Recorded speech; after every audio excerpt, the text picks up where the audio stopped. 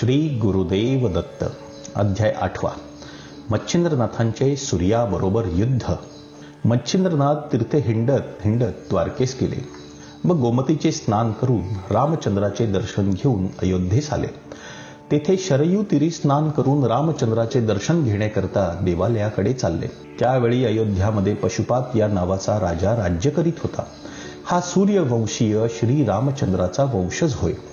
तो आपल्या सैन्यासह रामचंद्राचे दर्शन घेण्याकरता देवालयात गेला. राजा देवालयात पूर्वेस गेला असता देवळाभोवती पाऊल ठेवण्यास जागा नाही, इतकी दाटी झाली होती. तशा गर्दीतून मच्छिंद्रनाथाची स्वारी रामाचे दर्शन घेण्यासाठी पुढे घुसली व तो जेमतेम देवळाच्या दरवाजापाशी आला. पण द्वारपाळांनी त्यास आत जाण्यास अटकाव केला. मच्छिंद्रनाथ उतावळीने देवळात जात असता त्यांच्याशी द्वारपाळ उद्धटपणे बोलू लागले. त्यांची मर्यादा न ठेवता पुष्कळ अपशब्दांनी ताडण करून व शेवटी हात धरून त्यास मागे लोटले. अशी अप्रतिष्ठा झाली तेव्हा मच्छिंद्रनाथासही वाईट वाटले. त्या संताप आला असतानाही त्याने तो विवेकाने सहन केला. कारण सेवकांसमोर तंटा करणे शुभत नाही. या विचाराने तो उगीच राहून द्वारपाळांशी न बोलता राजासच शिक्षा करण्याचा विचार त्याने मनात आणला. राजाचा जीव संकटात पडल्यानंतर सर्व ताबेदार मंडळींचा जीव खालवर होऊन अवघे फिकिरीत पडली. या हेतूने त्यांनी स्पर्शास्त्र मंत्र म्हणून व रामाचे नाव घेऊन भस्म मंत्रून ठेवले. नंतर राजाने देवीची पूजा करून हात जोडून जमिनीस साष्टांग नमस्कार घातला. त्याने कपाळ जमिनीस लागले होते. अशी संधी पाहून त्या स्पर्शास्त्राने आपला अंमल राजावर बसविला व त्यामुळे राजा जमिनीपासून सुटे होता येईना. तो चिकटून राहिला. त्याने पुष्कळ खटपट करून पाहिली, पण निष्फळ. मग राजाने प्रधानास बोलवून हा प्रकार कळविला. मंत्री मोठा चाणाक्ष होता.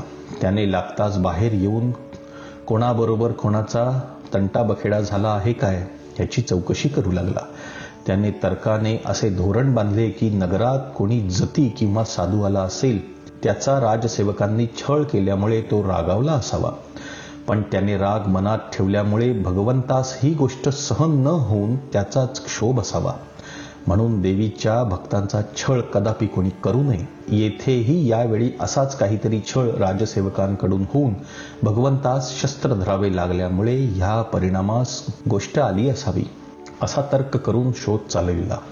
तो देवळाच्या दाराशी येताच सर्व खबर त्यास लागली. त्याने मच्छिंद्र मुनी शोधून काढले. मग तो त्याच्या पाया पडला व हात जोडून प्रार्थना करू लागला की आता स्वामींनी कृपा करावी. तुम्ही संत शांतीचे भांडार. औदार्याला तर सीमाच नाही. त्या भाषणाने मच्छिंद्रनाथाचा क्रोध शांत होऊन त्यास संतोष वाटला. मग हातात भस्म घेऊन विभक्त मंत्र म्हणून त्यास भस्म फुंकताच राजा जमिनीस चिकटलेला होता तो लागलाच सुटा झाला. राजा उठून बसल्याची बातमी लागताच प्रधानाने मच्छिंद्रनाथाचा हात धरून त्यास देवळात नेले व राजास झालेला समग्र वृत्तांत निवेदन केला. मग राजा त्याच्या पाया पडला व नाव विचारू लागला असता मला मच्छिंद्र म्हणतात म्हणून त्याने त्यास सांगितले. मच्छिंद्रनाथांची कीर्ती पूर्वीस राजास ऐकून ठाऊक झालेली होती. तोच मच्छिंद्रनाथ आज येऊन दर्शन देत आहे म्हणून राजास फार आनंद झाला. नंतर राजाने त्याचा हात धरून आपल्या समागमे राजवाड्यास नेले. तेथे सिंहासनावर बसवून त्यांची षोडशोपचारांनी पूजा केली व स्वतः त्याच्या सेवेकरिता हात जोडून उभा राहिला. अशी राजाची निष्ठा पाहून मच्छिंद्रनाथास परम आनंद झाला. मग प्रसन्न होऊन कोणता हेतू तुझ्या मनात आहे तो मला कळव म्हणून त्याने म्हटले. मी सूर्यवंशी श्री राम राजाच्या घराण्यातला आहे. माझे नाव पशुपत. मला इतकेच मागावयाचे आहे की सूर्यकुळात उत्पन्न झालेला जो वीर शिरोमणी श्री राम त्याची मला भेट व्हावी. ते ऐकून श्री रामाची व तुझी भेट आता करून देतो. असे बोलून राजास घेऊन मच्छिंद्रनाथ सभेच्या बाहेर अंगणात घेऊन उभा राहिला. त्यावेळी त्याने धुम्रास्त्र मंत्र म्हणून व भस्म मंत्रून सूर्यावर टाकले. तेणे करून संपूर्ण आकाश धुराने भरून गेले. सूर्य झाकून गेला व त्याचा सारथी अरुण धुरामुळे डोळे पुसू लागला आणि तोंडात धूर गेल्याने कासावीस होऊ लागला. तेव्हा क्षत्रिय कुळातील कोणीतरी राजाने धुम्रास्त्र विद्या प्रेरली आहे आणि असे सूर्यास वाटले. मग त्याने वायू अस्त्राची योजना बाणावर करून तो बाण सोडला. तेव्हा मोठा वारा सुटला. त्या योगाने धूर दाही दिशास फाकला. मग मच्छिंद्रनाथाने पर्वतास्त्राची योजना केली. त्याने सूर्याच्या रथास अडथळा झाला. त्या क्षणीच सूर्यनारायणाने वज्रास्त्र सोडले. तेणे करून पर्वतास्त्रापासून निर्माण झालेल्या सर्व पर्वताचा नाश झाला. मग मच्छिंद्रनाथाने ब्रह्मास्त्राची योजना केली. तेव्हा घोड्यासहित अरुण सुद्धा भ्रमिष्ट होऊन वाट सोडून रथ भरतीकडे नेऊ लागला. असे पाहून सूर्याने ज्ञानास्त्र सोडले. तेव्हा अग्नीवर उदक टाकल्यामुळे जसा तो नाहीसा होतो किंवा शिष्याचे अज्ञानपण बोध करून सद्गुरू नाहीसे करतो, त्याचप्रमाणे सूर्याने ज्ञानास्त्राची प्रेरणा करून भ्रमाचे निरसन केलं. ते पाहून मच्छिंद्रनाथाने वाताकर्षणास्त्र सोडले. तेव्हा सूर्यासह सारथी घोडे यांचा श्वासोच्छ्वास बंद झाला व रथ उलटून जमिनीवर आदळला. त्याबरोबर सूर्यही रथाखाली पडला. त्या तेजोमय सूर्याच्या योगाने पृथ्वी जळून जाऊ लागली. तेव्हा मच्छिंद्राने उदकास्त्राची योजना केली. मग अपरिमित जलवृष्टी होऊन दाह शांत झाला. परंतु सूर्य खाली पडून विशुद्ध झाल्याने देवांची तोंडे सुकून गेली. ते सर्व मच्छिंद्रनाथाजवळ आले. ब्रह्मदेव, विष्णू, शिव, वरुण, अश्विनी, कुबेर, गंधर्व सर्व देव लगबगीने धावत आले. एका सूर्यासाठी हे सर्व देव महीवरती उतरून मच्छिंद्रनाथाजवळ गेले व सूर्यापासून कोणता अपराध झाला आहे म्हणून त्यांनी विचारले. तेव्हा मच्छिंद्रनाथाने नमस्कार केला आणि उत्तर दिले की हा पशुपत राजा सूर्यकुळातला असताही सूर्य आपल्या वंशाचा बिलकुल समाचार घेत नाही व यांच्याकडे नुसता ढुंकून सुद्धा पाहत नाही. पशुपत राजा सूर्यास अडवत नाही, म्हणून त्यास वळणावर आणाव्यासाठी मला असे करावे लागले.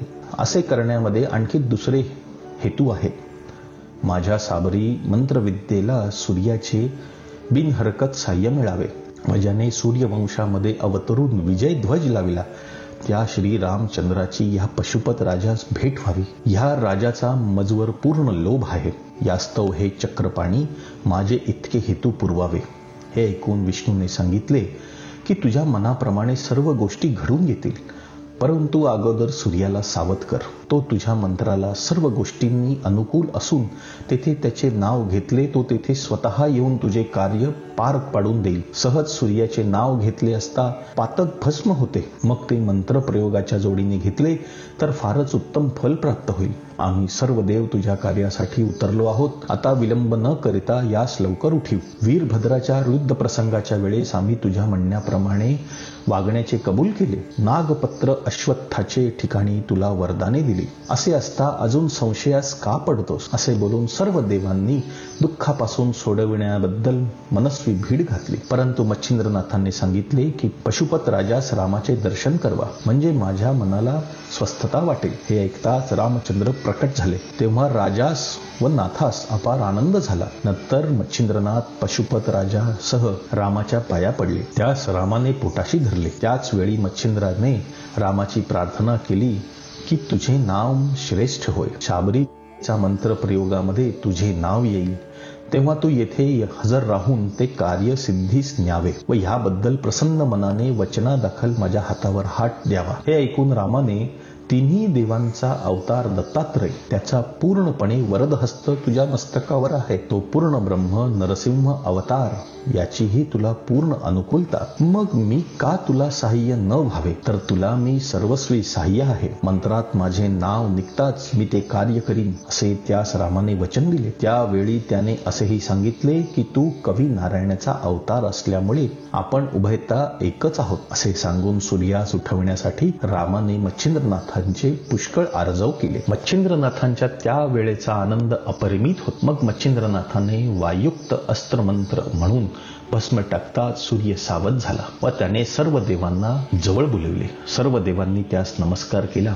पुढे हा कोण वीराचा प्रताप म्हणून सूर्याने विष्णूच विचारले व मला हात दाखवणाऱ्या प्रतापी वीरास एकदा आणून मला भेटवा म्हणून सांगितले. सूर्यास भेटण्यासाठी देवांनी मच्छिंद्रनाथास बोलविले.